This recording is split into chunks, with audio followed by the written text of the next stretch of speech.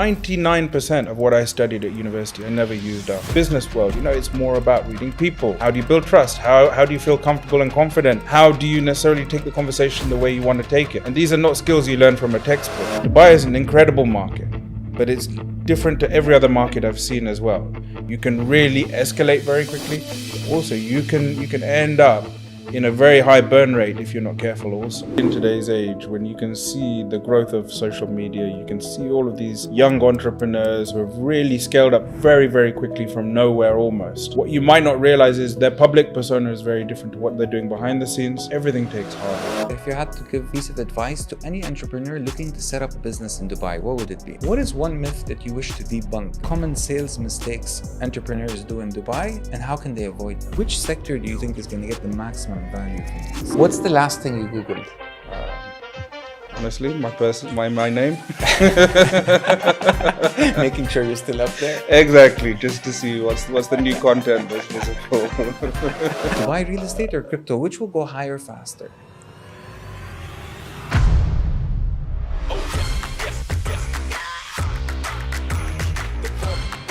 Today, we're honored to welcome Dave Chagger, Sales Director at Capital Club Dubai, known as the Capital Connector. With over a decade of experience driving growth and fostering connections in the UAE's business ecosystem, Dave combines strategic matchmaking with a visionary approach. Recognized as one of Arabian business's 30 under 40, he's dedicated to creating impactful networks and supporting innovation. Join us as Dave shares his journey of building value in one of the world's most dynamic business hubs, Dubai.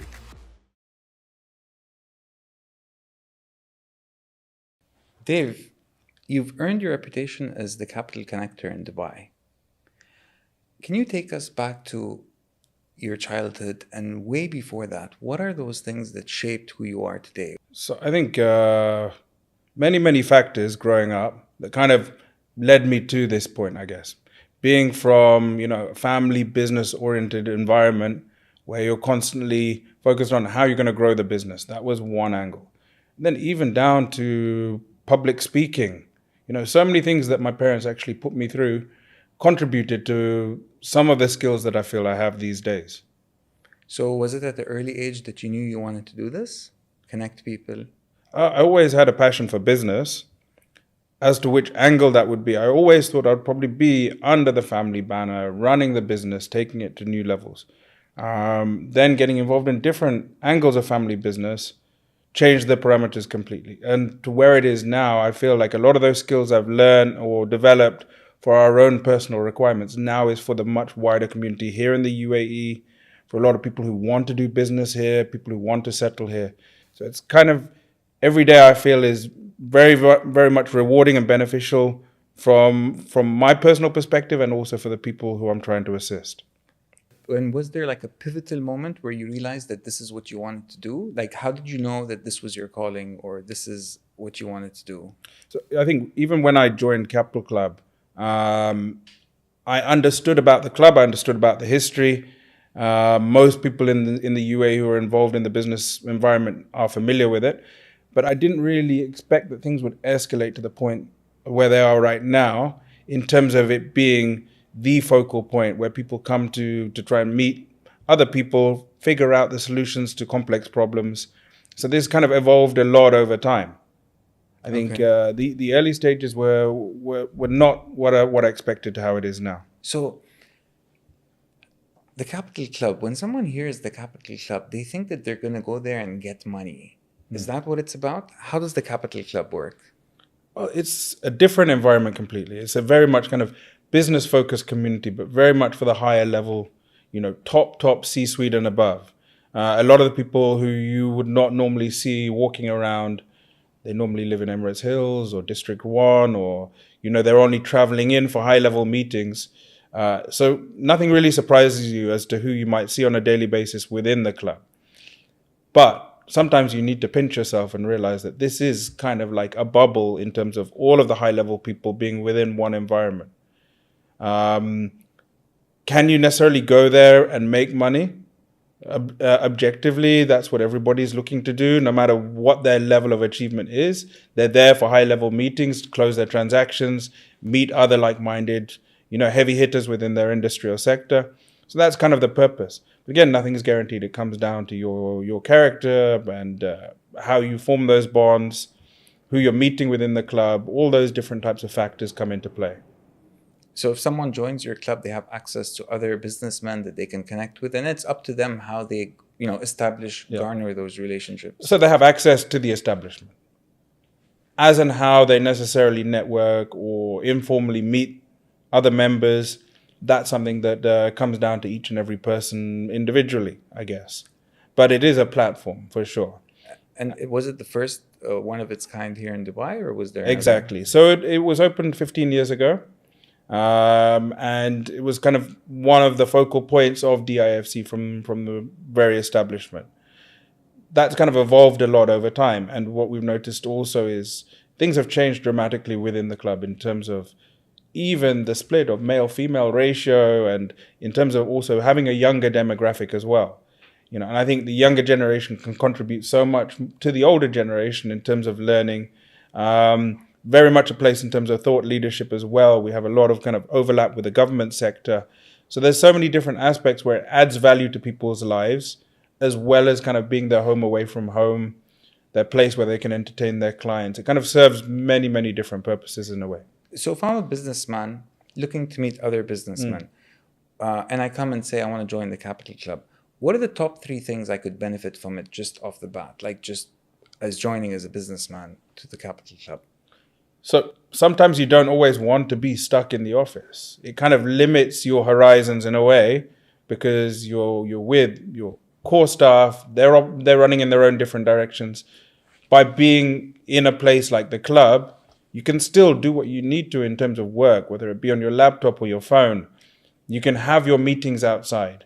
Sometimes having your meetings outside in a central place like DIFC adds value, number 1, because of the location. Number 2, because it is only for members and their guests. So it sets a precedent in itself. And then beyond that is the fact that you can also unwind a little bit. You can take some time out to relax. You can have lunch within the same location without having to run across different parts of town. So it can kind of serve many different aspects of your working day. Do your work, invite guests or meetings if you have them. Exactly. And as a member, you can invite people from outside. No problem. Exactly, yeah. So the private members club, you say, is an old-time thing that's been there over centuries. It's a group of people getting together and making it really private. And now, today, in today's world, how do you see the role of social media and maybe, how do you see the role of social media changing that?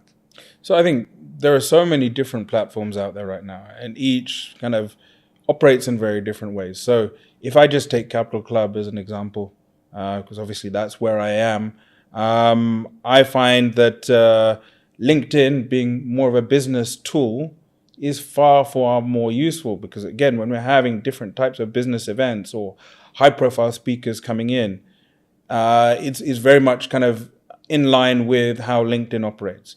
In terms of some of the other platforms, they might be more suited towards the social clubs. Then a lot of the clubs have no camera policy as well. So it really depends on the type of club. So LinkedIn, you'd say, is the closest online version of the Capital Club? Yeah, to some degree. Because then at the end of the day, it is a network of the business community. We are very much a private network of the business community, and also far more kind of face-to-face.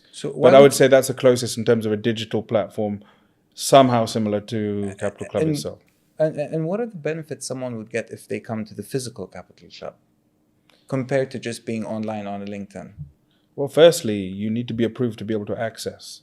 You need to be vetted in terms of your character, your persona, your abilities as a businessman, your achievements. All these factors are already a prerequisite as to whether you can enter as a member.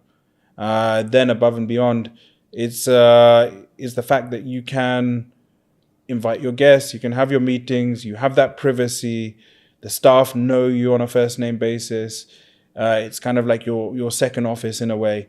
So all those different factors, I think, really kind of add value as to what is a private physical members club like Capital Club. Exclusivity and human touch, you would say. Exclusivity, yes, privacy, Privacy. that human touch, yeah. So before becoming a sales director at the Capital Club, what was the toughest challenges you faced in your career? I would say negotiating a 500 megawatt expansion plan, which again, at my age then, I was much, much younger, dealing with the VPs of major corporations like MAN, Wärtsilä, Siemens, and trying to fight them on price, because you're looking at $350 million project size, and how to kind of fast track in terms of learning the expertise to actually be able to talk on the technical side and to be able to also compete with them in terms of benchmarking on pricing. So that was really something that, was a steep learning curve. Negotiating. Yeah, exactly. Using their own information against them.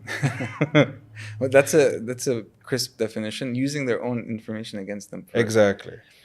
So I still remember when I was in the situation where I was giving them target prices and they were asking for me to justify how I got to those prices, and then sharing their own press releases. That was quite an enjoyable moment. Information they put out there themselves. Exactly, yeah, because at the end of the day, when it comes to the power sector, they normally disclose some of the big projects that they've secured around the world. What's the difference between the US or Canada compared to Africa? It's all about location. So tell us about where were you born? So I was born in the UK in Leicestershire, which is 2 hours north of London. Spent most of my life there, or early years there, and then studied at St Andrews University. So wait, before university, that time in high school, what was it like? I was so much focused on my sports. Sports, and then I always knew I needed to get the grades. If I didn't get the grades, then obviously my parents would put a stop to a lot of the sports side that I wanted to do. But I used to play a lot of squash, a lot of rugby, very, very active. And, education was always something I just needed to kind of be there on par. And the parents were non-negotiating about. They wanted you to get good Yeah, grades. I had the liberty and freedom to do what I wanted to do as long as the grades were good. Because again, Asian families are quite pushy in terms of education being, the most important thing. Then from there, I studied at St Andrews University. In fact, it was my passion. I really wanted to go to London and study because most of my friends were going there and because it's such a vibrant city. However, my parents were completely against the idea. Where did they want you to go? They wanted me to go to St Andrews, which is very well known in terms of the golfing sector, and then also in terms of, I remember to this day, it was still, my father said, you will surround yourself by good people at a university like St Andrews, and it was very true in the end. And I guess that was kind of part of. And did you know what you wanted to study before you went to university? I was always keen on economics because I thought it's a broad degree. It allows for you to be kind of understanding different aspects of business. So that was really my focus, and that's what I carried on with. But I remember from the day I graduated, then it was a case of straight into the family business. And what is that family business about? So that's the core business is manufacturing of rubber and plastic components for the automotive sector. Okay, and would your manufacturing happen in the UK or elsewhere? It was mainly UK, Romania, Turkey, and India as kind of the core locations for manufacturing. Multinational business manufacturing. Exactly. And then it was effectively for global sourcing. So like you buy a Mercedes or you buy a Volkswagen, those types of parts that are normally fitted in the car, it was those types of components that were being manufactured. So, and I used to see both sides of the business from the logistics, the internal side, as well as the hands-on manufacturing side, because everything was done within the same main premises in the UK. Head office. So yeah, exactly. So it was very good to see both sides of the equation in terms of the senior managerial staff, and then everybody who's actually involved in the processes and manufacturing as well. And how many people would you say worked in all of these? In the UK alone, 120 staff. Wow. And then across the world in different locations, each location would have had 70, 80 plus staff as well. So overall, quite a big operation, but then everything was kind of coordinated by the UK head office. Okay, so you got to oversee. And how did you use economics in your job there? Was it like, was what you were doing what you studied, or was it very different than what you... So I tend to find 99% of what I studied at university, I never used afterwards. Never. You know, there's only few aspects when it comes back to me, then I kind of remember that this was something that I'd studied in the past.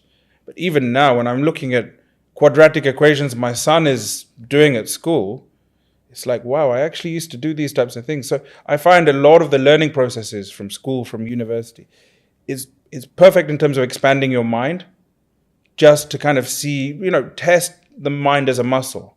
However, you don't necessarily use it in the day-to-day business world. It's more about reading people. How do you build trust? How do you feel comfortable and confident? How do you necessarily take the conversation the way you want to take it? And these are not skills you learn from a textbook. No. What is that one core value that you never compromise on when cultivating relationships? Honesty. Honesty. It's the most important thing. I think people can read if you're speaking from the heart or not. And it's always better to actually say openly if something's possible, not possible, or it may take some time, rather than necessarily take it down the wrong direction, promise something that you can't deliver. And people respect it more in the long term. When you're not honest, it affects your credibility, you'd say.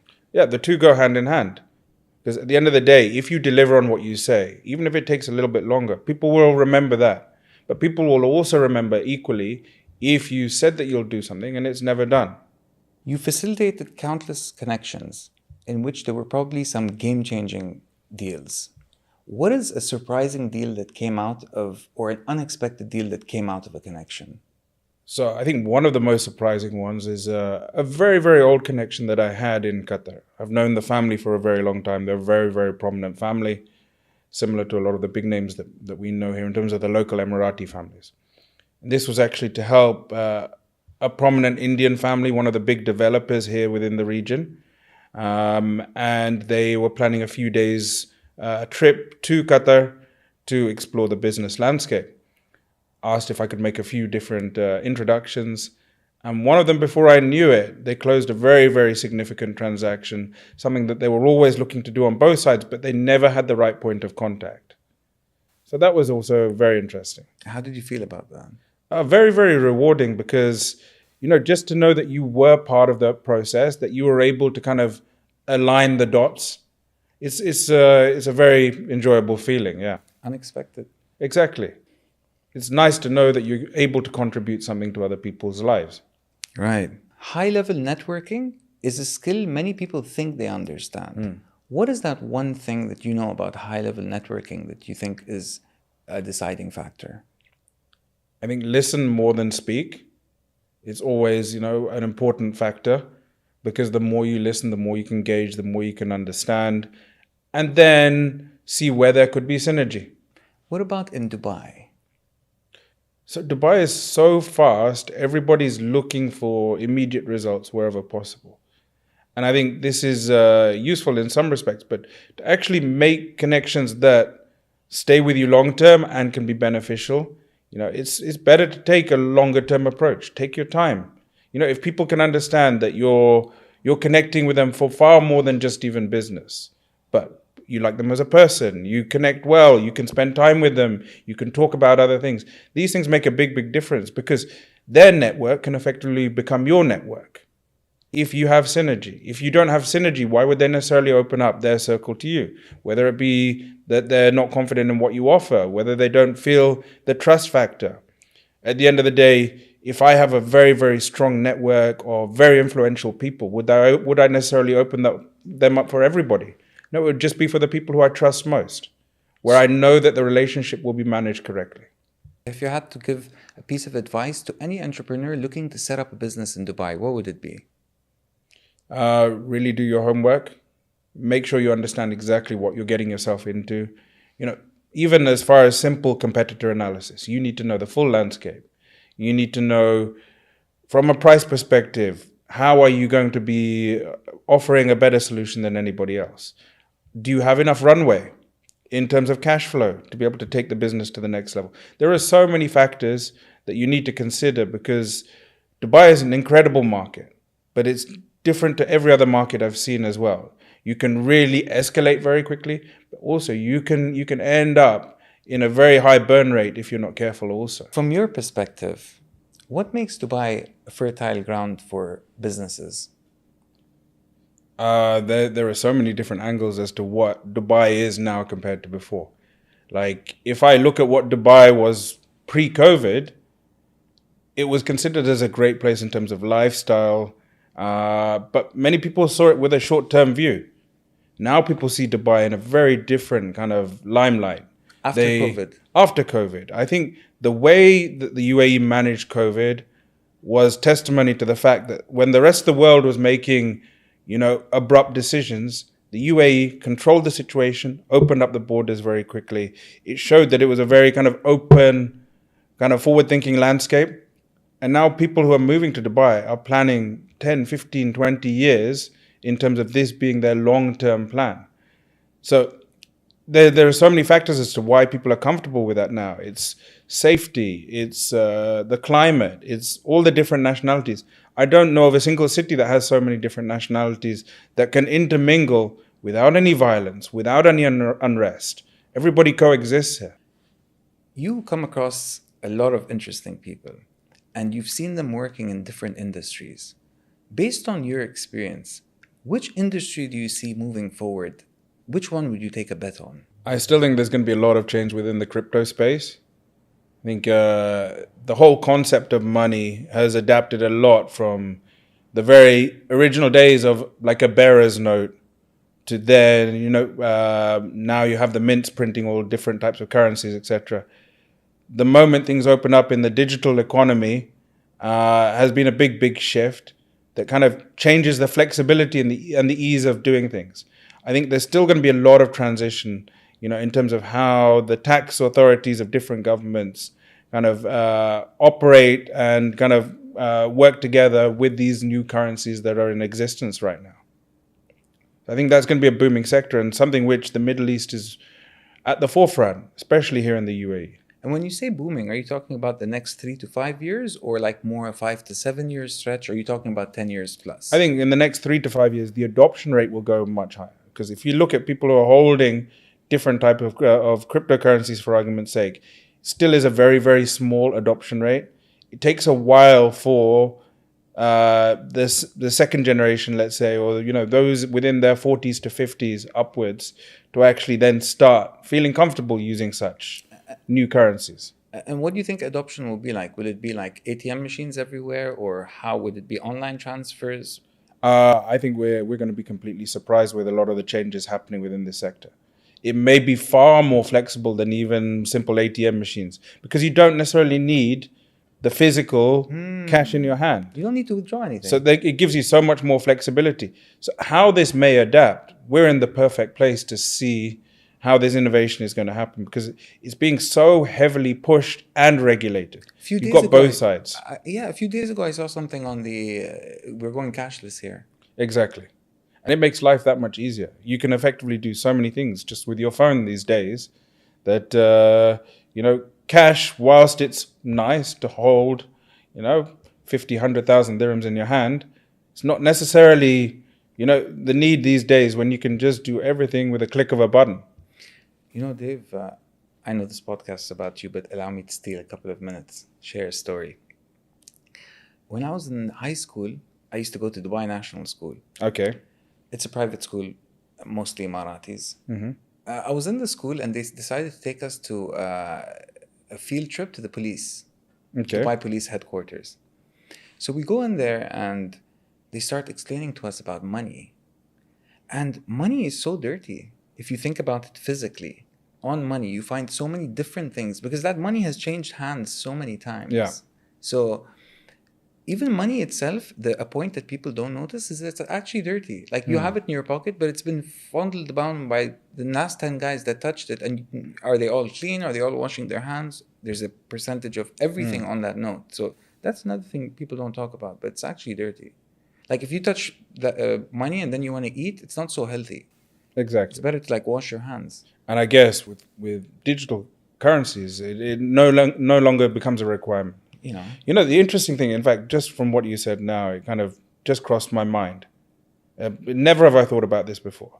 You can be holding 1,000 dirham note or 100 dirham note, let's say, and just think of it as one piece of paper or one piece of currency.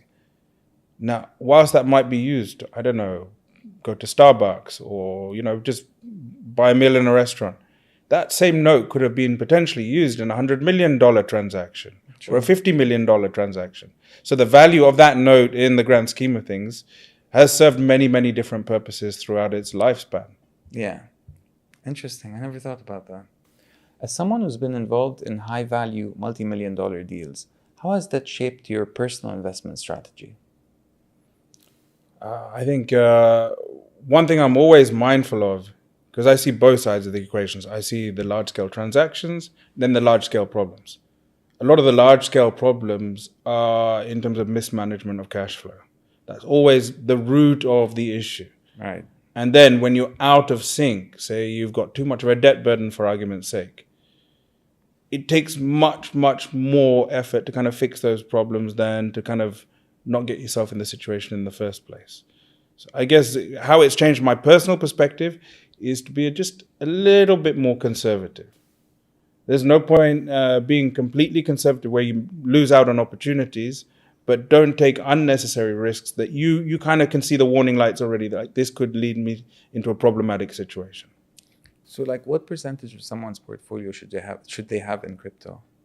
I guess it really depends on risk appetite, but I think in this current stage, it's important to have, I feel, brick and mortar investments, investments within kind of different emerging businesses. Some people might only go maybe 10, 15% within the crypto space at this stage. Yeah. From your experience, what are the common sales mistakes entrepreneurs do in Dubai, and how can they avoid them? The biggest mistake I see, and I get hundreds of emails and direct messages every day where they're immediately trying to push a product or service. They've got no bond or connection with you. What differentiates what they do compared to anybody else? So, it's like, why rush? You don't need to rush to sell. You need to develop a connection first. Once the connection's there, your potential close rate is much, much higher because it's based on some kind of foundation. In the business world, taking risks is super important for growth. So is it in your personal life. What is a risk you took in your personal life that propelled you to long-term success? I think having children. It's one of those things where you're not necessarily fully prepared to kind of bring new people into the world. And with every new child brings their own blessings, their own success. It's something which I think really, really does add a lot of personal value and can just shape the way you look at things completely differently. And that long-term satisfaction as well, it's always growing with you. I never thought about it, but you're right. Because it's an unknown risk, right? Exactly. You're always not sure. No one's sure when they're doing it, because you haven't experienced it before. Yeah, everything is new. Like even, to have your own kind of, your own family, your own kind of children, it changes the concept of everything. You see things in a different light. And nothing can fully prepare you for it. Yeah.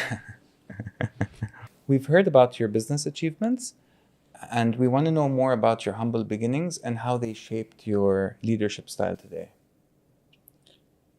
So I think as I grew up, I think the whole concept of how you run a business has changed so much between now and then. Like it was very much authoritarian in terms of how any types of businesses were run in the UK. So one in terms of country and the other in terms of, I guess, how time has moved forward. Things have become far more flexible now, especially in the last 10, 15 years in terms of the way you operate. You don't necessarily need to be in the office all the time. You can have that flexibility to take, work from home even. So I think the key what I've kind of seen is I don't necessarily follow the older values as to how, it was growing up. I think now you've got to be adaptable. The more freedom you give, the more responsibility you give to people, the more they can achieve. So you're all about delegating things. Delegation, but also freedom as well. because only if somebody feels free can they actually perform at their best. Yeah. You know, optimum results come when you actually empower somebody rather than restrict somebody. So you give someone their freedom, you tell them to run off and do it their way, and they mess it up and come back to you. What do you do then?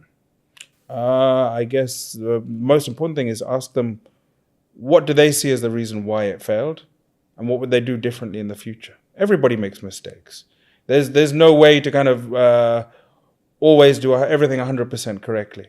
But those mistakes, if you kind of look back, reflect, and don't repeat, then that's then very useful for the future moving forward.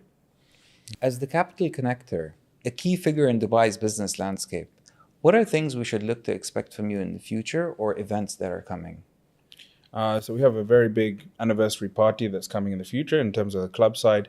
It's going to be a very, very interesting year moving forward because we're seeing thousands and thousands of millionaires moving to Dubai.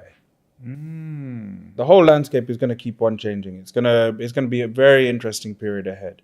Elon Musk had a tweet, "Well done, Dubai," or something, right? Recently for bringing so many millionaires. It's incredible. It's like it's becoming the central location in the world in a way I've never seen any country have that level of kind of wow factor. Yeah. In terms of personal side, I think there are opportunities coming from all different angles in terms of working with some of the big corporations that join the club, obviously. And, you know, everybody has their own requirements, and it's very interesting. A lot of that is privacy driven that I can't disclose, but it's very interesting to see what is their journey and, you know, where they sometimes need guidance as well. Excellent. And how do you think this influx is going to, you know, they say they wanted to increase the population drastically in the next few years. Which sector do you think is going to get the maximum value from this? Well, the real estate sector for sure is going to just keep on skyrocketing. Real estate? I mean, I'm hearing these days from a lot of the big developers that their buildings are sold off within a matter of hours even. And these are not just only local buyers. People are buying internationally, or they're delegating their lawyers to buy on their behalf. Okay, real estate or crypto? Dubai real estate or crypto? Which will go higher faster? I think crypto could still go through some... Crypto is nuts. It could go... It just takes one or two global situations and it'll have major impact in terms of the crypto space. What do you think? Yeah. It depends whether he puts his foot down when it comes to crypto or whether he's in support. There's that one governor, he's all in for crypto. Dos Santos, I think his name is. Okay. Sure. I mean, there are a few people that are pro-crypto. Yeah. Before, no one would even talk about it. Like, it wouldn't be mentioned now. Yeah, it was almost considered a dirty word at first. But now people are seeing it as an alternative asset class. You know. And I guess from my side, the way I see, you know, with new emerging technologies and you know, things like crypto, for argument's sake, they're susceptible to big changes in terms of the global economic situation. Any one political factor can make a huge impact as to whether they succeed or whether they go bust, you know. However, with real estate in the UAE... You won't get a triple up in 1 day, in 1 year or something. Like, everybody needs a place to live. Everybody coming to Dubai needs a place that they call home. So, for all of those thousands and thousands of people who are finally making the decision to move to the UAE, they need accommodation. So that's where I can see Dubai is going to keep on growing, and we're going to see, you know, the population keep on increasing for the next 5-10 years at least. Do you think all of the UAE or just Dubai?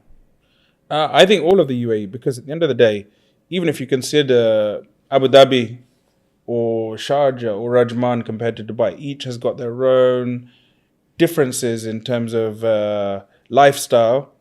And some people prefer to be in a quieter place. Some people prefer to be in a busy central location. So I think as the population increases, it will do so across all of the Emirates. Okay. You're saying real estate is that sector that you think would be really highly... I think so, because, you know, it's always been a question mark as to whether prices are inflated.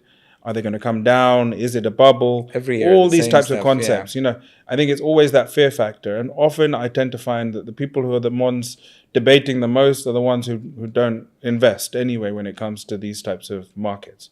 a lot of the people who invested from the very early days, they swear by real estate, especially in the UAE, where Especially if you prices have actually need a kept home. rising. Especially if you need a home and you're paying rent. Because if you're...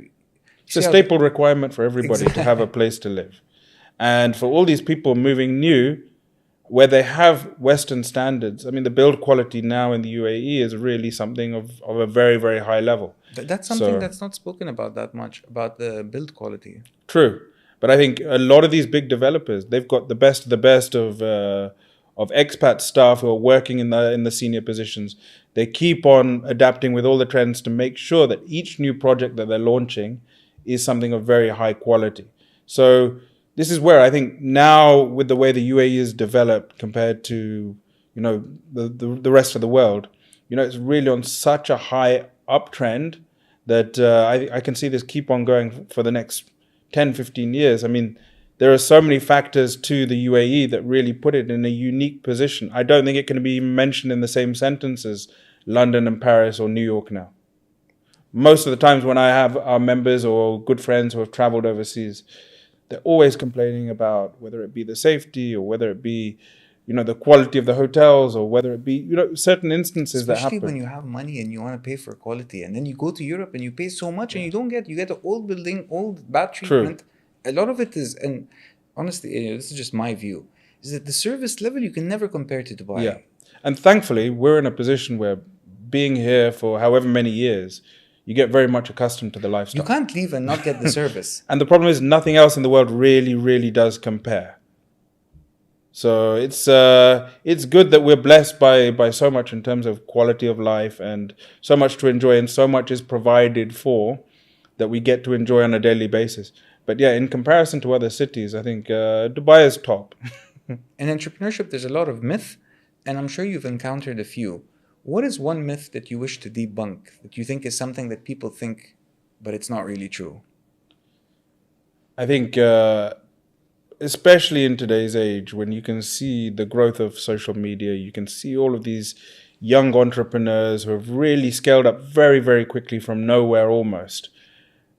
People seem to think that these things just can happen without effort and hard work. It's not the case. Like, even those people where you think that they've rose to fame super quickly or they've come into significant fortunes, what you might not realize is their public persona is very different to what they're doing behind the scenes. Everything takes hard work. You can't undervalue how much it requires. Like, luck is important for sure, but everybody needs to have some kind of structure to actually get to where they want to achieve. What impact do you wish to leave on your industry and the people you've connected with over the years? So in terms of the industry, I would say private membership has been always considered as an old boys kind of network. I really want to see that now translate into, the world 2.0, in terms of everybody wants to kind of grow their business. They want to scale up. They want to meet the right people. They want to network. They want to be building their personal friendships as well. So taking what was the essence of a purpose to do business in terms of the private members clubs from decades and decades ago, now to adapt it fully to the new generation, where our requirements are different. People expect to try and get results a little bit faster and also kind of spread their risk a little bit more. Okay, Dave, we're going to start the first ones. It's called the rapid fire round. Okay. You got to give me your answer in one word or one sentence. Okay. Whatever comes to your mind. And there are about 10 questions. Whenever you're ready, let's So go one for it. word or one sentence? One word or one sentence. Okay. What was your very first role in the business world? Very first role in the business world was as sales and marketing manager for an automotive manufacturing company. Okay, great. What's one item you absolutely can't live without when meeting clients? The phone. That's your access to absolutely everything in the world. Interesting. What's one thing you value the most in the people that you meet? I would say empathy. Empathy. Being able to actually connect with them and share your feelings. Great answer. What's the weirdest request you received as your role as capital connector? There's quite a few. I actually really don't know which is the wildest and wackiest one, but every week there's something or the other that surprises me. It's like the funniest thing that happened. Sometimes you get asked for access for VVIP events that you know is impossible. It's completely impossible to even attend, but still people think that they can try. Okay. Well, you got to give them,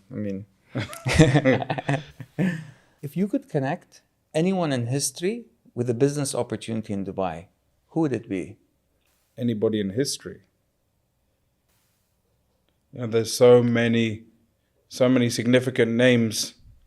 To think who would be great to connect, I would say. Does it matter if I'm not answering it straight away? I'm just trying to think. Take your time. Who would it actually be? Somebody who would be. It could be a Steve Jobs. I don't know. It could be a Napoleon. It could be who's your who would you connect with? Who would you bring to Dubai? I would say Gandhi. Gandhi. Because he managed to achieve so much in terms of India. And now when you see how much interconnection there is between India and the UAE, I think that would have been incredible. Wow. To see from where things were before to how things are now in terms of connection and bond between the two countries. Great. The connection is definitely a massive one. Yeah. What's the last thing you Googled? Honestly, my name. Making sure you're still up there. Exactly, just to see what's the new content that's visible. If you could switch lives with anyone for a day, who would it be? Sheikh Mohammed. How incredible would it be to see everything that he manages to deal with on a daily basis? It would be truly inspirational. What a great answer. Your favorite place in Dubai to unwind after a long day of meetings? Favorite place in Dubai, I would say around the Jumeirah area, just to be by the beach. Just takes away all the stress, whatever's happening in life. So close to the beach, you would say? Yeah, it's nice to have that fresh air, to have the sea, to just see people walking around, relaxed. It just, as much as there's so much pressure in Dubai, it's nice to have some breathing space. Amazing. If you had to describe Dubai in one word, what would you describe it as? Energetic. Energetic. Yes. How old were you when you made your first business connection in Dubai? I was 30 or so, just before 30. But then when one connection opened up, it became like a waterfall effect. And so one led to so many more connections? When I started having to do business through the UAE, once I actually put my finger on the pulse to start making a few inquiries about different products and services that we required from the UAE, then it just escalated very, very quickly. And were you out of the UAE at the time you made the connection, or were you already inside Dubai? I was already out of the UAE. So I already started transacting from whilst I was based in the UK. However, in terms of finding different suppliers for certain requirements that we had, things became very, very easy. And then when I was traveling just for short trips, already things started to open up. But then very, very quickly, I found that the network just grew massively because they would recommend you to other suppliers. You're dealing with their full teams. So from very, very small start, then it became much, much wider network very, very quickly. Okay, so you were not in Dubai prior to being 30 years old. And then when you were 30, you made your connection and you started visiting Dubai more? Exactly. It took me about a year and a half of having some kind of interaction with Dubai before we actually made the move. Because once I started to see the level of opportunity of being based here and traveling more frequently through the UAE, then I actually thought, okay, this is the right place to live. When you think about your future and the legacy you want to leave behind, what is that thing you want to be remembered for? Oh, I'd like to be remembered as someone who cared. Someone who actually tried his best to kind of solve solutions where, it contributed to many other people. Ideally. Yeah, empathy. You said it in Yeah. the beginning. You seem to be an empathetic person.